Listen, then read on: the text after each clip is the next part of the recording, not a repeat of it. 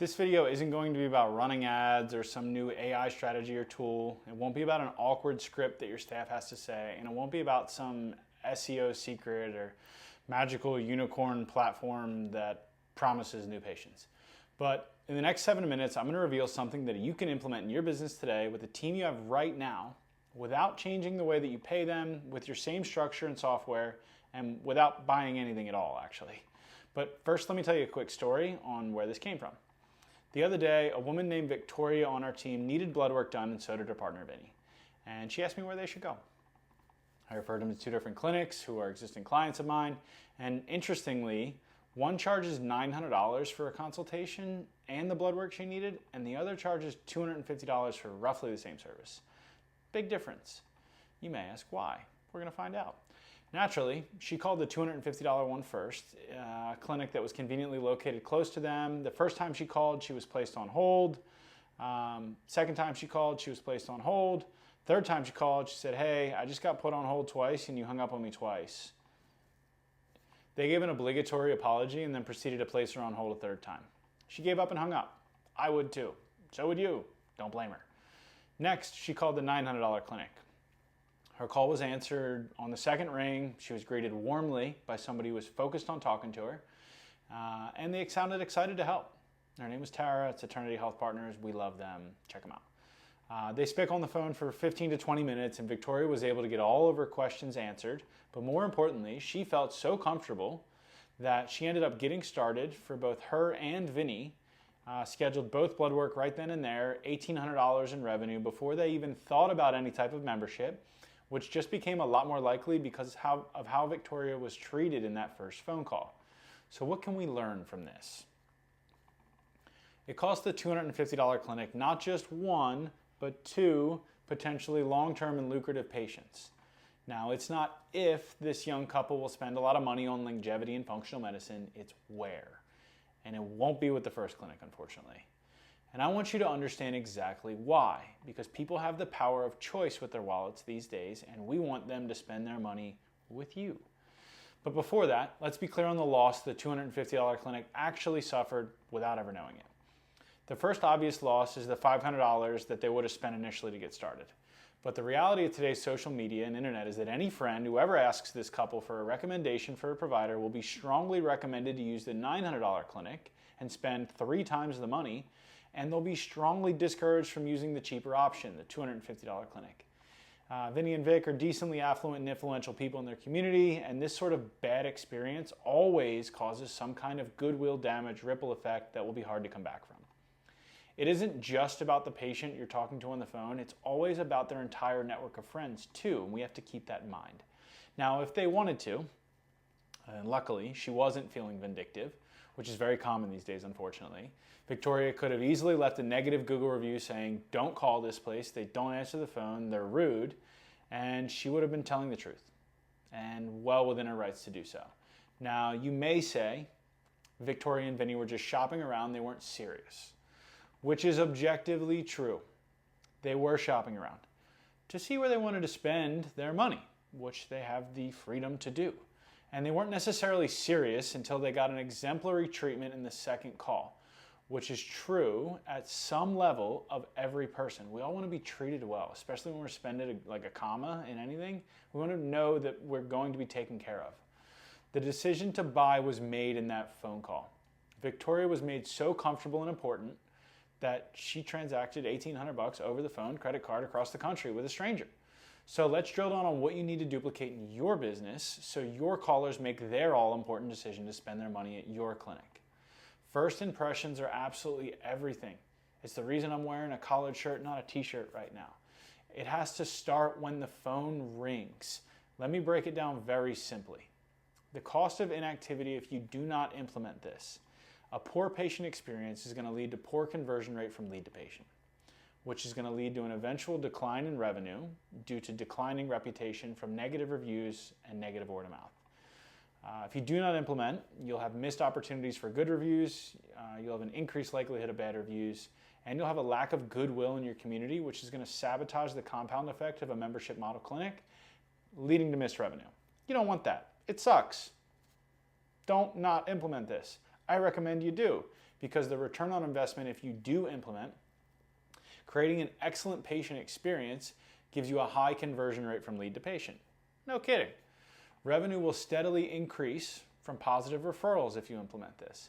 If you implement this, you'll have the increased likelihood of good reviews from potential and new customers. You'll have great word of mouth advertising. You'll have a goodwill debt in the community, and you'll create raving fan advocates for your business. All of this feeds that compound effect of referrals. More members equals more advocates for your business. Not to mention the captured revenue on the front end due to converted patients. Let me remind you again, this costs you absolutely nothing to implement, but your entire business if you do not. So how do you actually put this into place with your existing team and make sure they adhere to your standards? There's a massive lack of focus in practices right now, and it needs to be vaccinated immediately. There's a disconnect between what the employee thinks that the boss wants them to do and the result that the boss actually judges them based off of. Now, what I mean by that is the role of the person answering the phone or making outbound calls is a customer-facing position. And their performance in that role is judged by customer satisfaction. If the customer's happy, we're doing a good job. So indicators of that are our new customers raving about the experience that they had at the front desk and how they were treated. Our existing patients and customers raving about the customer service they got when they called or emailed needing support. That's it. Are new and existing customers happy? Are we making people happy? It's a customer service position. Are we serving people well? And the indicator of that is, are they talking about it? Sure, there's organizational tasks that need to be taken care of as well. I understand that you've got to keep your charts up to date and do all that admin stuff. I get it. It's important. It's what makes sure that we can continue to deliver excellent customer service. All that stuff is what keeps it going. I get it. I understand it's important. But oftentimes, the employees get pulled into other tasks like prepping charts or picking up slack for other team members, and all that stuff is a secondary priority. People shouldn't be put on hold so that you can do something on the computer. The only time people should be put on hold is if there's like an ambulance or a fire. And what happens is it's not made clear to the team that customer service is the utmost priority. It should be made abundantly clear to the team that excellent hospitality is the number one priority above any other tasks. At the end of the day, if you didn't get a couple tasks done, you can get them done the next morning. But at the end of the day, if you didn't have a good interaction with a customer because you were too busy doing admin tasks, that's no bueno. We don't want that. So focusing your team on the most productive tasks that they can do should be the business's utmost priority. But it doesn't stop there. Approaching customer interactions with this TFR, truth, fact, reality mindset has helped lots of teams I've worked with and even myself convert more sales. So TFR, truth, fact, reality. First one there is the truth. The truth is that the customer filled out a form or called the office or requested an appointment. That's the truth. We know that. We have their contact information. The fact is there's a reason that they did that. And the reality is, the reason that they did that is that they are in some type of discomfort, they're in pain, and they need help. So when you combine this with the 3 rules of sales, you have the understanding that the person has a problem, needs help, and our job is to figure out what that problem is and how we can help them. When you focus your team on this mindset, when they're interacting with customers, it will create amazing customer experiences, but it doesn't stop there. I like to approach all customer interactions through the lens of the 3 rules of sales. Rule number 1, if you've never heard of these, the only job you have is to help the person make the best decision for them. Rule number 2, what is best for that person is usually outside of their comfort zone. Rule number 3, the person on the other end of the phone is going to fight like hell to stay in their comfort zone. So reviewing these, rule number 1, helping them make the best decision for them. The best decision for the prospect is not always to spend money at your clinic. Sometimes it's to go somewhere else. Your job is not to sell them on your services. Your job is not to convince them that they have to come in. Your job may be to refer them somewhere else. And your job is simply to find out what their problem is and see if you can recommend a solution. That's it. The only job you have is to help the person make the best decision for them. Rule number 2, what is best for that person will usually be outside of their comfort zone. It's uncomfortable to go to the gym 6 days a week. It's uncomfortable to eat lettuce and apples. It's uncomfortable to not eat mac and cheese.